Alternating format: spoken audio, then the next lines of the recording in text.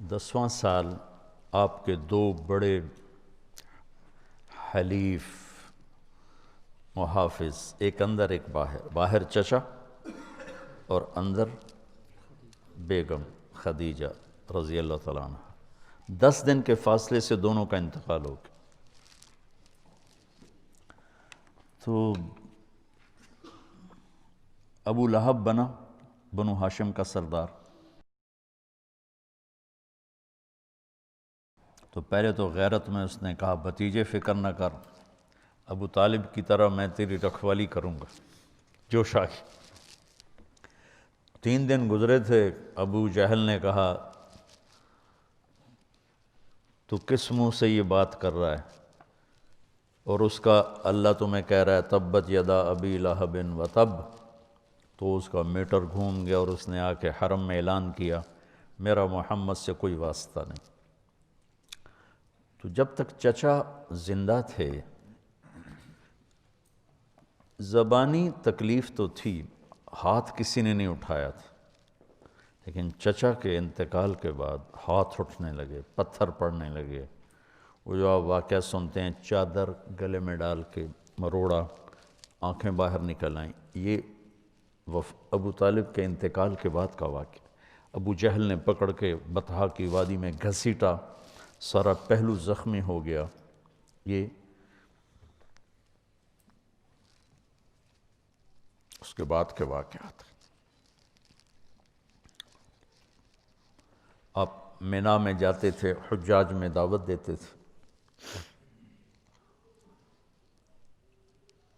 تو یہ اس کے بعد واقعات ہوئے، کوئی پتھر مار رہا ہے، کوئی تھپڑ مار رہا ہے، کوئی منہ پہ تھوک رہا ہے۔ آپ دعوت دیتے دیتے دیتے سورج سر پہ آ جاتا تھا، اور اختتام کیسے ہوتا تھا؟ کوئی منہ پہ تھوکتا، کوئی گالی دیتا، کوئی تھپڑ مارتا، کوئی دھکا دیتا۔ یہ سب چچا کے انتقال کے بعد۔ تو پھر آپ کو خیال ہوا کہ ہجرت کروں، تو آپ طائف گئے۔ طائف میں جو ہوا وہ آپ کو معلوم ہے۔ کہ 4 سال پہلے میں عین اس جگہ پہ پہنچا جہاں آپ کو پتھر پڑے۔ وہ پرانا طائف ہے، ایک رہبر لے گیا، پھر جہاں جا کے آپ کو زید بن حارثہ نے لٹایا، وہ جگہ وہاں ترکوں نے مسجد بنا دی ہے چھوٹی سی، جہاں وہ باغ تھا وہاں چھوٹا سا محلہ ہے وہ سارا۔ تو بہت تکلیف کے ساتھ واپس آئے، اتنا خوف چھا گیا کہ آپ مکے میں انٹر نہیں ہو سکے۔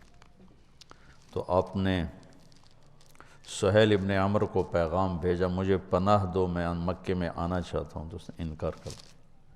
پھر آپ نے صفوان بن امیہ کو پیغام بھیجا کہ مجھے پناہ دو، انکار کر دیا۔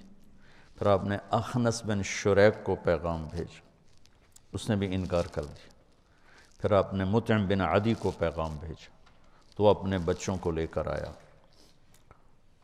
تو اس کا قبیلہ بھی مضبوط تھا، تو اس مسلح تلواروں کے سائے میں لے کر حرم میں انٹر ہوا، کہا کہ میں آج کے بعد محمد بن عبداللہ میری پناہ میں ہیں صلی اللہ علیہ وسلم۔ تو ابو جہل نے کہا کہ یہ جو تم پناہ دے رہے ہو اس کا کلمہ پڑھ کے یا اپنی سرداری کی بنیاد پر؟ کہا نہیں، میں اس کا کلمہ نہیں پڑھتا ہوں، میں اپنی سرداری پر کہتا ہوں۔ کہا ٹھیک، قد اجزنا، کہا ٹھیک۔ تو پھر کچھ آپ کو امن ہوا، لیکن وہ جو تکلیفیں دکھ تھی وہ چلتے رہے۔ شام کو جب آپ گھر آتے تو مکے کا ساری گندگی کوڑا آپ کے دروازے پہ گرا پڑا ہوتا تھا، تو آپ اسے اپنے کمان سے ہٹاتے اور کہتے ما اسرع ما وجدنا فقدک یا عم، ہوئے ہوئے کیا درد ہے چچا، تیرے جانے کی کمی بہت جلدی محسوس ہونے لگی۔